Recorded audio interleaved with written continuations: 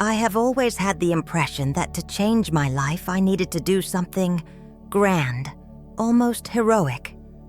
It was that idea that only big steps can lead us to great destinations. But over time, I realized that I was sabotaging myself.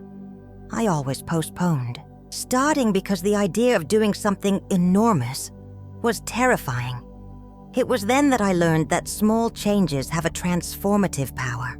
I remember a specific moment. I really wanted to improve my physical health, but the idea of committing to an intense exercise routine seemed impossible. So I decided to start with something simple, taking the stairs instead of the elevator. It was a small, almost insignificant step, but I realized I could do that every day, and suddenly, that became a gateway to other healthy habits. Small changes have a profound impact because they are practical, accessible, and don't intimidate us. Moreover, the brain loves repetition and consistency. When something is easy to repeat, like drinking a glass of water in the morning or meditating for 2 minutes, it starts to become part of who you are. Over time, small actions accumulate, creating significant changes. It may seem silly, but even a habit like making the bed every day can be transformative. When I started doing that, I felt like I had greater control over my day, even if the rest of the world was in chaos. It generated a sense of organization that spread to other areas of my life, such as work and even personal relationships.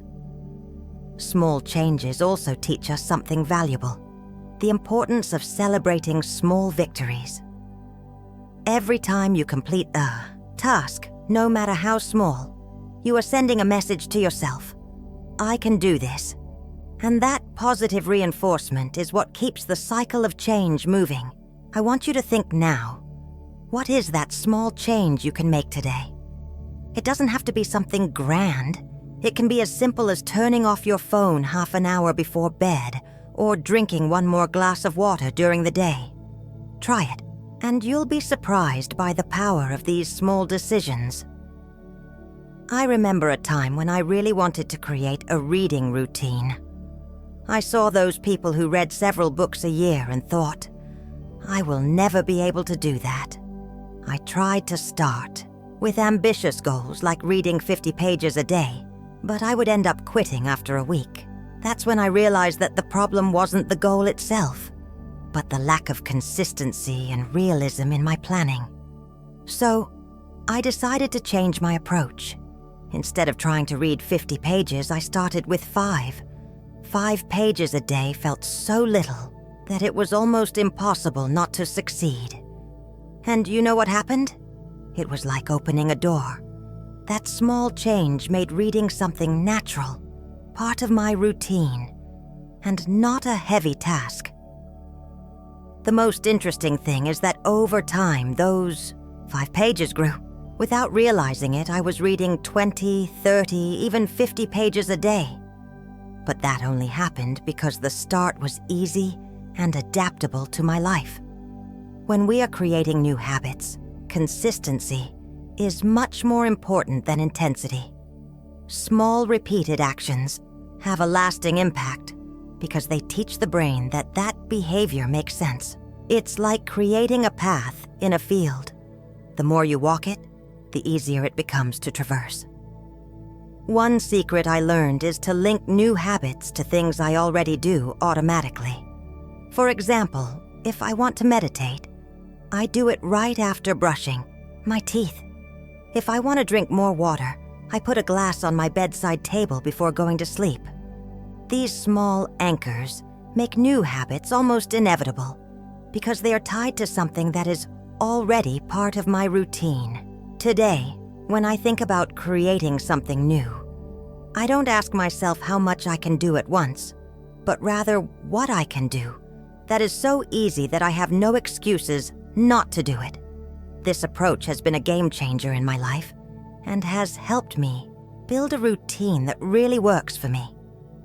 How many times have I started something with enthusiasm, only to see that same enthusiasm disappear after a few days?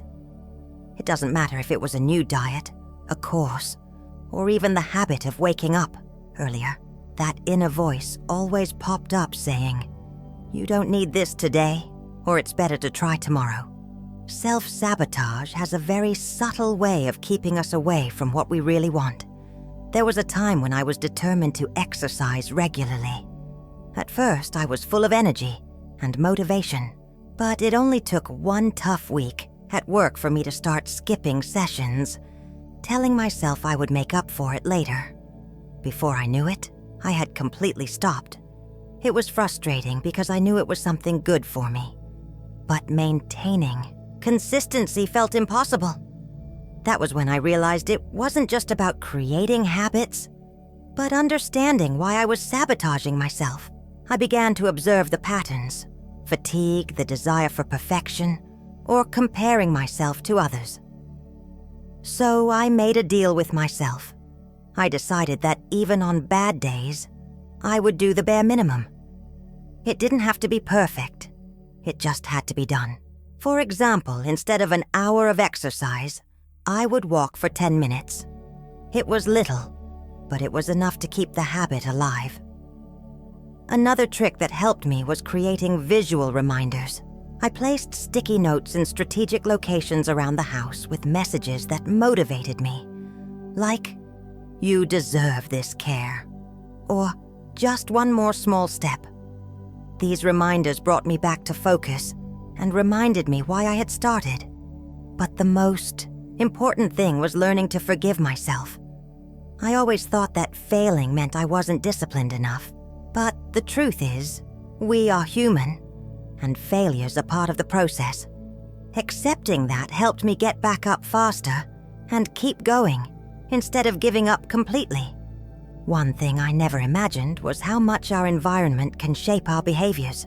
A few years ago, I used to come home exhausted, throw my things on the couch, and spend hours watching TV, not even realizing how time flew by. I always told myself I wanted to read more or better, organize my time. But it seemed like the house was conspiring against me. Then, a friend, during a casual conversation, said something that changed my perspective. Have you ever thought that the environment is leading you in the opposite direction of what you want? I didn't quite understand what she meant, but I decided to observe. I realized my book was hidden on a high shelf, while the remote control was within reach on the couch. My workout clothes were buried in the back of the closet, while my pajamas were always visible. The environment was indeed guiding me toward habits I wanted to avoid. I decided to try small changes. I placed the book I wanted to read on the coffee table next to the couch. I swapped the remote control for a notepad. My workout clothes became folded and visible on the chair in my room. These changes weren't revolutionary, but they had a huge impact. Gradually, the actions I wanted to adopt began to feel natural, almost automatic. Our environment is like a silent script for our day. It can encourage us or divert us from our path. When we transform the space around us to reflect the habits we want to build, change becomes more fluid. It's not hard to remember to drink water when there's a bottle always by your side. It's not difficult to start writing in a journal if it's open on the table with a pen next to it. Today, I make a point to adjust my space so that it is always aligned with my goals. It's a constant reminder, an invisible support. Whenever I find myself slipping back into old habits, I look around and ask myself, what here is facilitating this? And surprisingly, the answer is almost always in the environment. One of the most important lessons I've learned about building habits is that we often underestimate the power of small victories. When I started exercising regularly, for example, I used to think it was only worth celebrating when I could run 5 kilometers or lose a significant amount of weight. But that mindset made the process feel endless and demotivating. Everything changed when I decided to shift my perspective. I remember one day when I went for a run, and even though I didn't cover a great distance, I realized that I had managed to leave the house, something that had been unthinkable a few weeks prior. At that moment, I decided to celebrate the simple act of starting.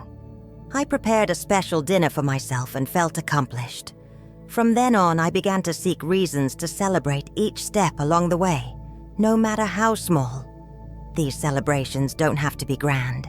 It can be something as simple as jotting down your achievement in a journal, taking a moment to express gratitude, or even treating yourself to a small reward, like a special coffee.